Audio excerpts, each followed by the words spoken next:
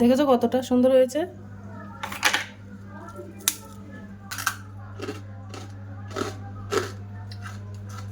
Hello বন্ধুরা, তো আমি আজকে আবার অন্যদিনের মতো নতুন একটা রেসিপি নিয়ে এসেছি। আজকে রেসিপি হচ্ছে টোস্ট বিস্কুট। তো চলো শুরু করি। এই টোস্ট বিস্কুটটা বানাতে আমার টক দই লাগবে। তো দেখো আমি এই বাটির হাফ বাটি টক দই নিয়ে নিয়েছি। টক দইটা আমি দিয়ে দেবো গামলা বাটির মধ্যে।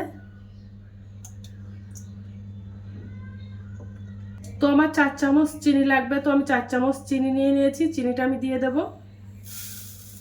টক দই আর চিনিটা ভালো করে মিশিয়ে নেব। চিনি আর টক দইটা ভালো করে মেশানো হয়ে গেছে।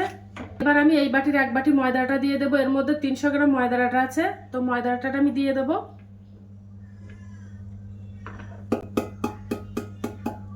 এবার আমি ওর মধ্যে এই চামচের 1 চামচ বেকিং পাউডার দিয়ে দেব। এই চামচের 4 ভাগের 1 ভাগ আমি বেকিং সোডা দিয়ে দেব।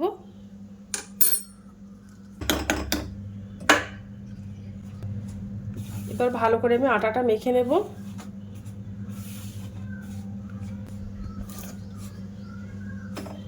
এবার আমি অল্প করে জল দিয়ে দেব। একেবারে অনেকটা জল দেব না, অল্প করেই জল দেব, তা নাহলে ডোটা নরম হয়ে যেতে পারে। দিয়ে এবার একটা নাও শক্ত নাও নরম একটা ডো বানিয়ে নেব।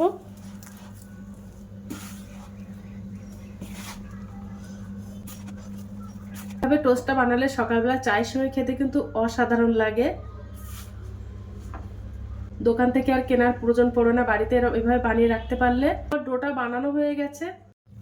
দেখো নাও শক্ত নাও নরম করে একটা ডো বানিয়ে নিয়েছি।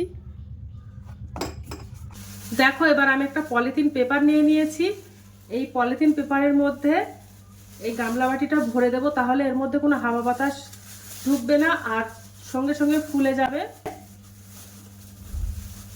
তোমাদের কাছে যদি চিকেন র্যাপ থাকে তো চিকেন র্যাপ দিয়েও তোমরা ভালোভাবে জড়িয়ে রাখতে পারো। এইভাবে আমি 30 মিনিটের জন্য রেখে দেব। আমি 30 মিনিট পরে আবার চলে এসে এবার খুলে দেখাবো।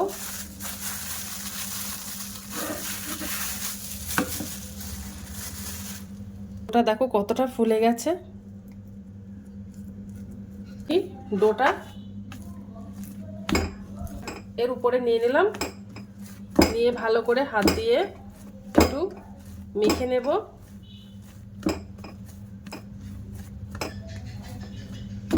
একটু ময়দা ছড়িয়ে দেবো যেন না যায়, তার জন্য।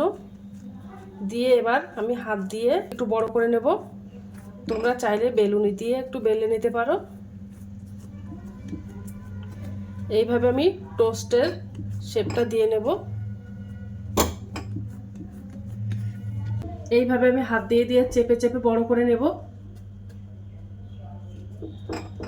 হাত দিয়ে বড় করে নিয়েছি। এবার আমি মুড়ে দেব হাত দিয়ে দিয়ে, একদম চেপে চেপে দেব সব সাইডটা।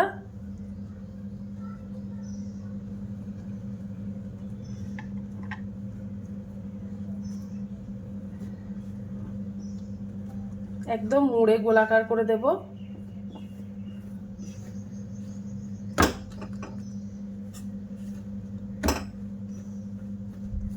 জড়িয়ে যাচ্ছে তার জন্য একটু আটা দিয়ে দেবো। অল্প সামান্য পরিমাণে আটা দিয়ে দিলাম যেন জড়িয়ে না যায় এই ডোটা, তার জন্য।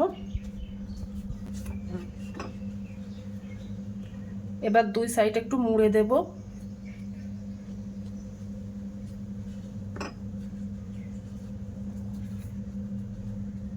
একটু সমান করে দেব, তাহলে দেখতে ভালো লাগবে। দেখো সমান আমি একটা স্টিলের থালা নিয়ে নিয়েছি। এই থালাতেই আমি বসিয়ে আমি হিটটা দেব।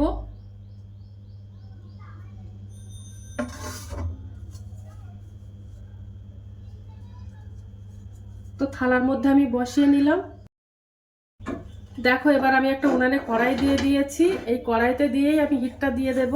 তো গ্যাসটা অন করে দেব। এই থালাটা আমি বসিয়ে দেব, দিয়েছি। আর এবার আমি একটা ঢাকনা চাপা দিয়ে দেব।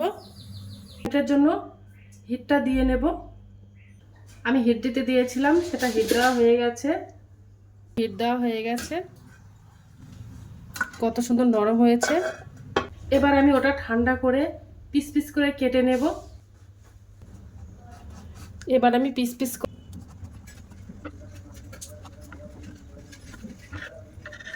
দেখেই মনে হচ্ছে যে টোস্ট হয়ে গেছে।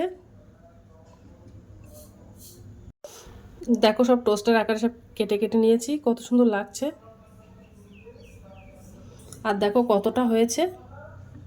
এবার আমি টোস্টগুলো আবার সেঁকে নেব।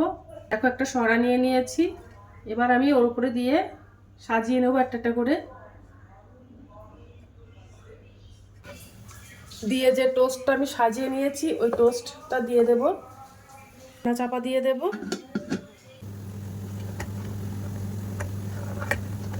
দেখো টোস্টগুলো সব আমার হিট দেওয়া হয়ে গেছে। দেখো আমার একদম ঘরোয়াভাবে বাড়িতে টোস্টটা বানানো হয়ে গেছে। চায়ের সঙ্গে খেতে কিন্তু খুব ভালো লাগবে। আর লেগে থাকলে আমার চ্যানেলে একটা লাইক, কমেন্ট, শেয়ার এবং সাবস্ক্রাইব করে দেবে। তো আজকের দিনের মতো ভিডিওটা এখানে শেষ করছি। তো টাটা, বাই বাই, সবাই ভালো থাকবে, সুস্থ থাকবে।